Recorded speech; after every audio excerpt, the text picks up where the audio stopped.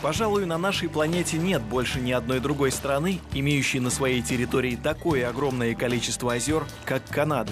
По данным различных источников, здесь их насчитывается от 3 до 4 миллионов. Среди них есть как совсем небольшие, так и достигающие нескольких тысяч квадратных километров. Если не брать в счет небольшие озера, то согласно атласу Канады, озер с площадью поверхности более 3 квадратных километров здесь почти 32 тысячи, а с площадью более 100 квадратных километров – 561. Сегодня в рамках проекта «Мировая рыбалка» мы начинаем знакомство с некоторыми из них, а также с их обитателями.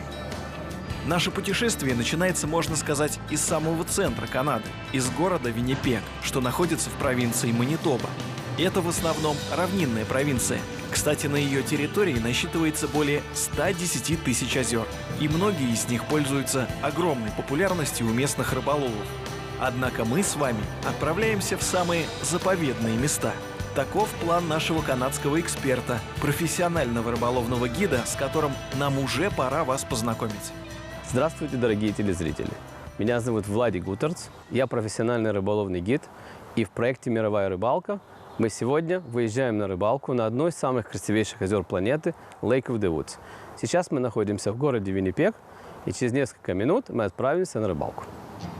Тихий зеленый квартал с малоэтажной застройкой, зеленые лужайки, по которым нередко бегают дикие кролики, припаркованные у домов пикапы, или, как их здесь называют, траки, подкупающее спокойствие. Таким предстал пред нами Виннипег, по крайней мере, та его жилая часть, откуда мы начинаем свое путешествие. Забегая вперед, скажем, что обязательно посетим и другие районы этого города и познакомим вас с их достопримечательностями, которых здесь, к слову, немало. Ну а пока мы оставляем Виннипег позади и движемся навстречу нашим рыболовным приключениям. Мы вот сейчас едем на рыбалку по объездной дороге вокруг Виннипега. Это также является первой трассой, которая идет через всю Канаду. С Ванкувера до Новой Скоши. Это около 10 тысяч километров. Я знаю, что многие россияне говорят, что Россия необъятная. Канада тоже не маленькая страна. И мы проезжаем какую-то очень маленькую толику этой дороги. И мы сейчас видим как пробки, машины. Это еще возле города. Дальше этого всего не будет. Обычный мой путь занимает из дома до озера около 200 километров. Этот путь я проделываю каждую субботу со своими гостями. Вы можете посмотреть вокруг, большая промышленная зона, большой промышленный город. И да, постоянное движение, много машин. Но все равно рыбалка и природа здесь, наверное, является одной из самых красивейших на планете. Одна из причин, почему я езжу на это озеро, это по-русски называется лесное озеро, Lake of the Woods. В это озеро не попадают никакие химикаты. Нет полей вокруг него, нет никаких пестицидов. И рыба там одна из самых чистейших, экологически чистых на планете. Вторая причина, почему я туда езжу, это, наверное, виды, которые там открываются. Озеро очень напоминает Карелию, если вы там бывали. И вот, допустим, один из факторов, который очень там поражает многих людей, на одном озере 14 тысяч островов. И прекрасно понимаете, если, допустим, плавать вокруг этих островов, каждый раз открываются новые виды. И каждое новое время года, допустим, весна, это природа просыпается, очень красиво. Осень, там желтое, зеленое, красное, все просто нереально красиво. И там очень мало людей.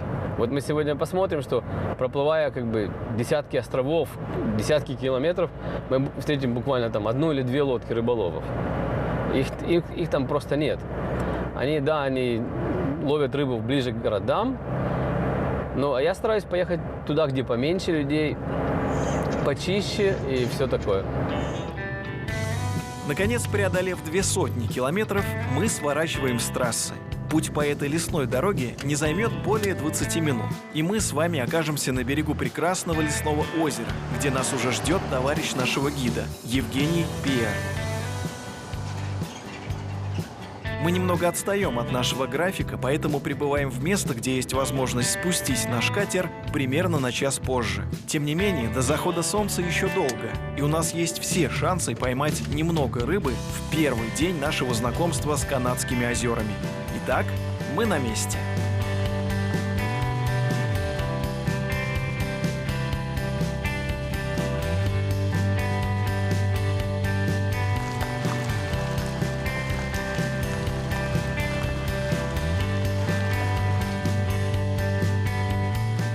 Дорогие друзья, мы спустили лодку на воду и через несколько секунд отправляемся на рыбалку. Мы с Женей готовы ко всем нашим приключениям.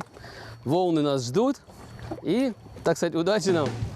На малых оборотах мы покидаем эту марину, окруженную холмистыми берегами со множеством дач, где канадцы любят частенько проводить свои отпуска и викенды.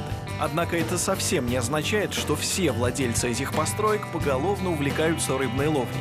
Более того, далеко не все здесь ловят хищника так, как мы привыкли это видеть. Но об этом в свое время. Сейчас мы на полном ходу движемся к нашей первой точке, но не рыболовной. По программе, которую Владимир составил специально для нас, сегодняшнюю ночь нам предстоит провести на одном из островов, которых, к слову, на этом озере 14 тысяч. Так вот, на некоторых из них есть лоджии, туристические базы, где могут найти себе пристанище любители отдыха на природе и рыболовных приключений. А поскольку такие лоджии находятся на островах и добраться до них можно лишь на водном транспорте, стоимость проживания здесь, мягко говоря, не дешевая. Впрочем, каждый желающий сможет найти себе лодж по карману. Различия между ними в условиях проживания и уровне комфорта, наборе предоставляемых услуг, флоте и некоторых других аспектах. Ну что ж, к разговору об этом месте и о других рыболовных базах мы еще вернемся в наших программах. А сейчас... Сейчас поедем половим что-нибудь, судачка, щуку.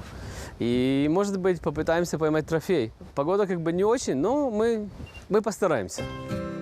Береговая линия лесного озера сильно изрезана.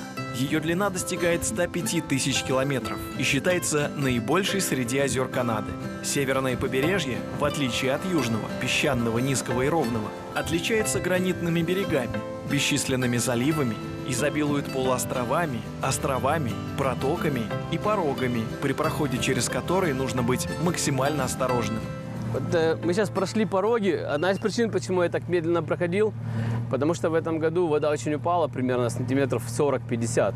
И две предыдущие рыбалки я цепанул винт. Не здесь, но в других местах. И приходится перестраиваться немножечко к условиям, которые дает нам природа. И также мы, из-за того, что упала вода, я понимаю, что условия немножко ловли изменились. И точки, которые работали в прошлом году, могут вообще не сработать в этом. И поэтому я, благодаря карте и благодаря своим знаниям с предыдущих лет, попытаюсь найти другие точки. И точки стоянки щуки, и судака, и баса на сегодняшний день. То, что я ищу, для того, чтобы поймать трофей, поймать судака, мне нужен спад. В принципе, рыба сейчас у нас отнерестилась. Начало июня. Вода сейчас у нас где-то градусов 16. И после нереста она стоит рядом с своими нерестилищами и начинает постепенно спускаться на более глубокие точки. И, допустим, я ищу место, где глубина 6-8 фит и от него спад. И, в принципе, изучив карту до этого дома и с помощью холота, я прекрасно знаю, где она будет стоять. Есть, как я сказал до этого, наработанные точки с прошлых лет. И поискав по карте, мы можем найти новые, без проблем. И вот я ищу именно вот эти спады. И также здесь очень много заводей. И в этих заводях обычно на краях сидит щука, а чуть дальше и ниже может сидеть маски. Но нам сегодня нельзя трогать маски, так как у нас еще сезон закрыт. Но она может быть в прилове, как мы говорим. Мы пытаемся ловить крупную щуку, а может пойматься маски. Поэтому мы будем целиться на крупную щуку, немножечко половим судака для того, чтобы нам было что поймать на ужин. И если будет такое же солнышко, как и сейчас, мы поймаем, я думаю, и баса. Баса мы будем искать на камнях, рядом с травой. Он еще только собирается, нерестится. В принципе, его ловить можно, у нас открыт круглый год. Но его есть ограничения по размеру, которого можно брать. Максимум это 13 инчей Даже не знаю, сколько это в сантиметрах сейчас. Я потом переведу, скажу. Но мы, я думаю, сегодня поймаем все 3 вида рыбы, которые мы ищем. И, может быть, даже, вот как я раньше сказал, будет и маски. И, может быть, если нам повезет, будет и окунь.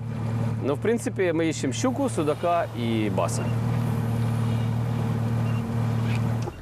Мы зашли в заводь, как бы, одну из которых я говорил, которая, в принципе, мне очень интересна.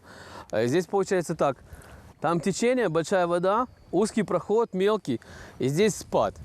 В принципе, здесь может быть любая рыба, которая нас интересует. И бас, щука, и маски, и судак. Судак будет сидеть прямо под нами сейчас, на спаде. Под камнями будет сидеть бас и щука.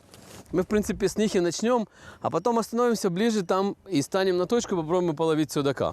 Я сейчас Жене дам удилище с кренком, который, в принципе, я хочу, чтобы он заглублялся сразу при падении от берега. То, что нужно делать, Женя, надо кидать под самый краешек, под самый берег, загнать его на его рабочую глубину и, в принципе, делать небольшие паузы. У нас как бы еще весна, вода не сильно теплая, рыба не сильно активная. И, в принципе, я думаю, на паузе у нас будет клевать и бас, и щука. Окей? Да, все ясно. Это тебе. Благодарю.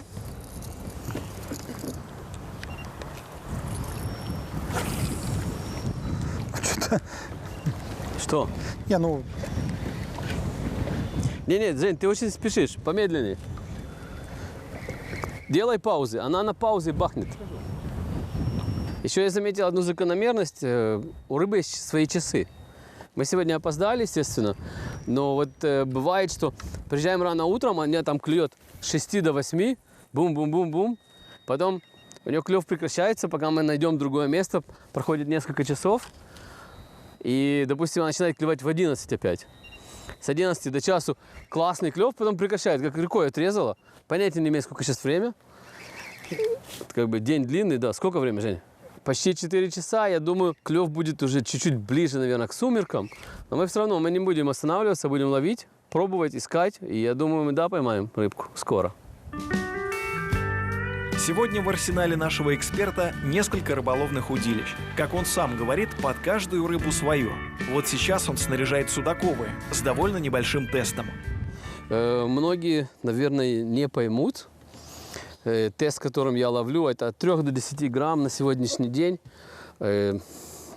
Самое важное, что мне нравится в этом удилище, это то, что оно вяжет рыбу. Я ловлю много судака, а бывают у меня дни, когда я могу поймать 40, 50, 60 судаков за утро. И это удилище не дает ему никакого шанса. Почему я люблю именно этот сет? Это минимум сходов. Я подцепил судака и его держу. И только поэтому я ловлю на это удилище. Я перепробовал много разных фирм, но именно строй и его сложный строй, можно так сказать, мне очень нравится. Итак, наши герои продолжают облавливать перспективный участок на лесном озере в Канаде. Евгений Пьер пытается раззадорить щуку твичингом. Владимир Гуттерс поставил силиконовую приманку в надежде поймать судака. Наконец, первая поклевка. Ну, судя по удару, щучка сошла. Совсем небольшая, все равно надо было отпустить. Наверное, сантиметров на 40 было. Немножко плохо ее подсек. Она сошла. Ну, знак хороший, рыба есть. Отзывается.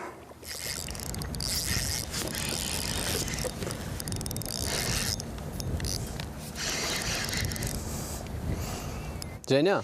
Да, я понял. Я не знаю, кто там. Сопротивляется щука канадская. Сейчас мы ее выведем. Куда ты ее подводишь? А я пока не знаю.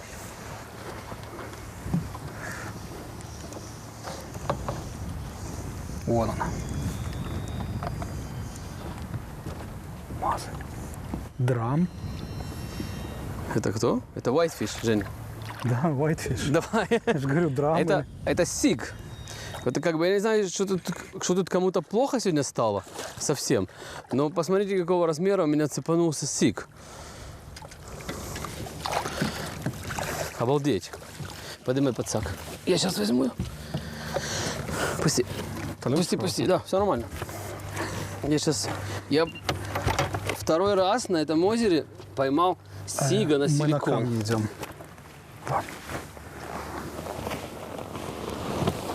Спасибо, Жень. Я сейчас его возьму. В принципе, вот такую рыбу отпускать нельзя.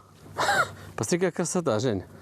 Это сиг, он не хищник. Это семейство лососевых, ну, по-русски это сиг. У нас называют это whitefish. И это действительно большая редкость, как бы, ну, она у нас водится, но она не клюет. И она сегодня вот клюнула, пожарилась на силикончик. В принципе, эта рыба в нашей провинции, в Манитобе, осенью, когда она идет на нерест, ее можно брать подсаками против течения до 25 штук на человека в день. Ах, красавец. А поцелуй. Вот такая рыба ловится у нас на Lake of the Woods, лесное озеро. И мы сегодня в программе «Мировая рыбалка».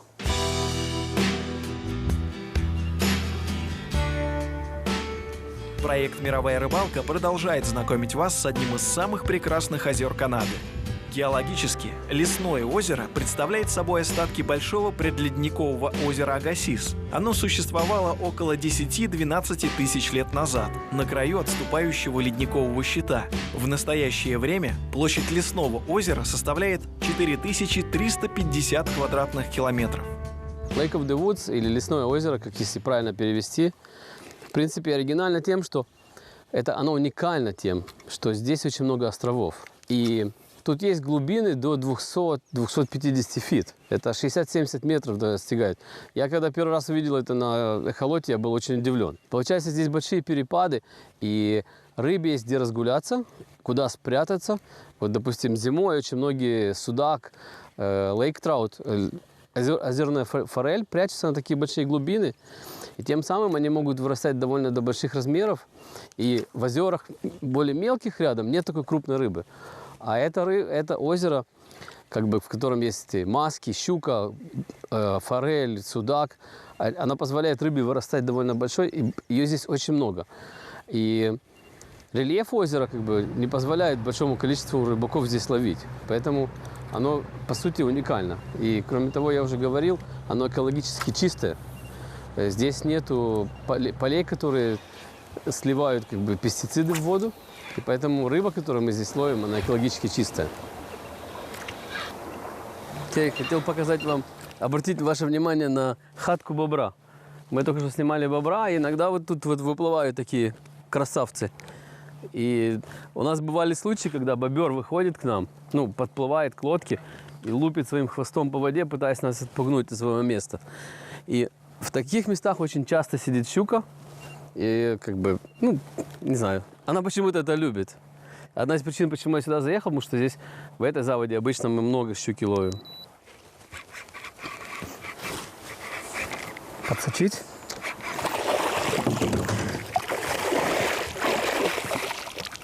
Спасибо, Жень.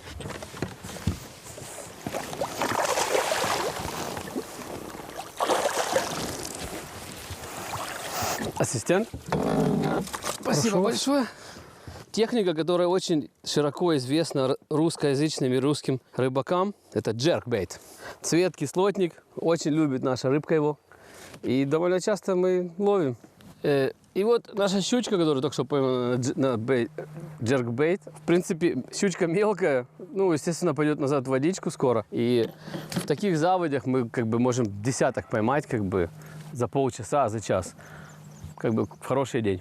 Тем временем Евгений Пьер пытается доловить свою щуку, которая уже несколько раз подходила за приманкой практически вплотную к лодке, но не атаковала. Как-то вяло реагирует. Воблер Евгений меняет на обыкновенную блесну. Владимир Гутерц тем временем ставит вертушку. До заката времени остается немного, а так хочется еще успеть поймать хотя бы пару прекрасных обитателей лесного озера. И буквально минуту спустя у нас есть результат. Молодец. Ну вот, в конце концов мы ее добили, и, как ни странно, на обычную ложку. Не поднимай, сейчас я помогу с этим грипером. Да, иногда приманки, в которые ты совершенно не веришь, Влади. Такое ощущение, что ты ее размахиваешь, а не она тебя.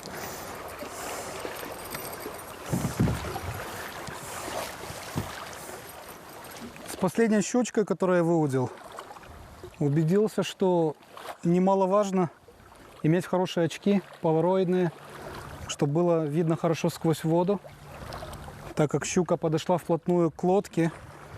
И если бы я ее не видел, что она подходит, уже давным-давно бы вытащил блесну и продолжил бы ловить. А так как заметил, что она подошла, просто остановил блесну и дал ей схватить.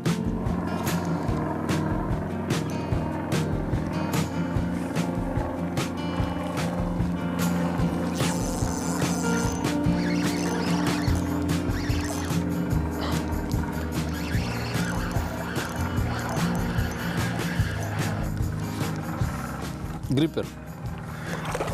Гриппер, Женя. Где? Там возле тебя лежит.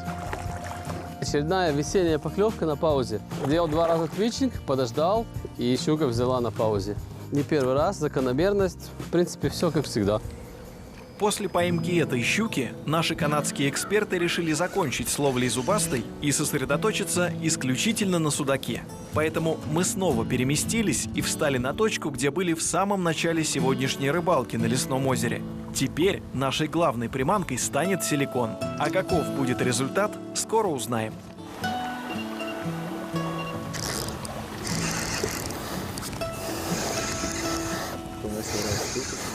Понятия не имею. С глубины должен быть судак. Но он вообще никому ничего не должен, поэтому...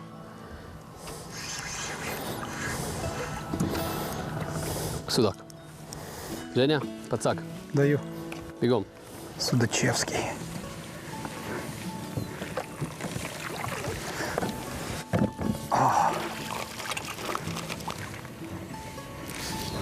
Убежал. Вот типичный представитель канадского судака, которого мы ловим здесь много и часто. Красавчик. Распылился. Давай, родной, покажи, на что ты способен. Маленький судачок, 22-23 инча. Тут такие вырастают до 34. Это 1,5 раза больше. Сколько тут? 1,5 килограмма. Ну и все. Я говорю, может быть, просто время пришло. Вечерняя зорька, мы несколько часов у него был перерыв. Сейчас солнце садится, он начал клевать.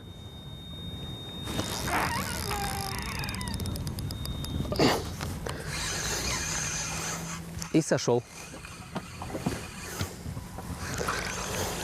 Да, уверен? Да, посмотри, он стянул силикон, Жень. Да. Ну, хватанул и потянул. Да, Что у тебя за цвет? Давай мне менять цвет. розовый.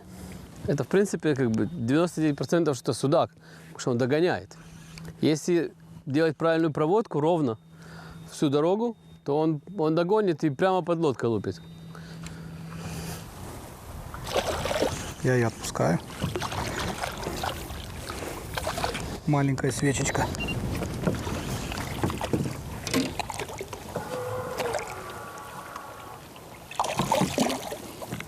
Я тут заякорился. Все, будь здорова, пускай вырастает. Для нас маленькая. Но все равно приятно. Подергалась на крючке.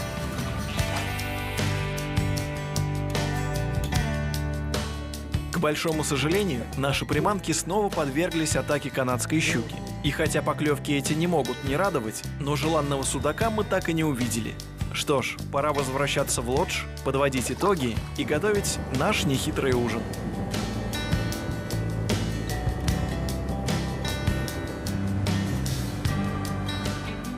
Ловили с часов 3, кажется. Сейчас 8, 5 часов на воде. Lake of the Woods. Трудовая рыбалка. Нельзя сказать, что хорошая. Трудовая, да. Но, в принципе, день удался. И как любое окончание рыболовного дня, мы чистим рыбу.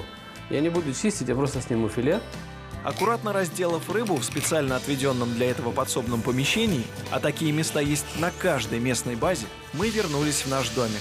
Теперь эти свежайшие кусочки судака обжарим на сковороде, приправив специями. Немножко масла и все. Рыба будет просто супер. И, обычно я делаю, как я говорю, просто минимум специй и все.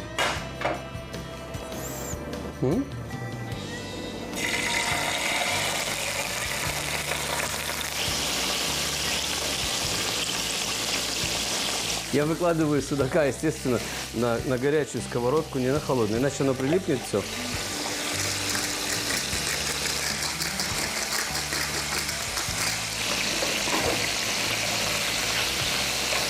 Эта рыба, она жарится буквально несколько секунд, ну, минут на каждой стороне. Я не хочу ее сжигать, поэтому я сделал самый маленький огонь, сколько я мог. Сковородка уже готова. Сейчас она немножко побелеет, мы ее перевернем, посолим, поперчим с другой стороны, будет готово. Ну все, наша рыбка готова. Я ее выключаю, раскладываю по тарелкам, раскладываю фасоль. Очень часто канадцы используют это здесь. И мы идем ее кушать. На этом завершается наша первая часть из цикла программы о ловле на канадских озерах. Продолжение смотрите в следующих сериях проекта «Мировая рыбалка».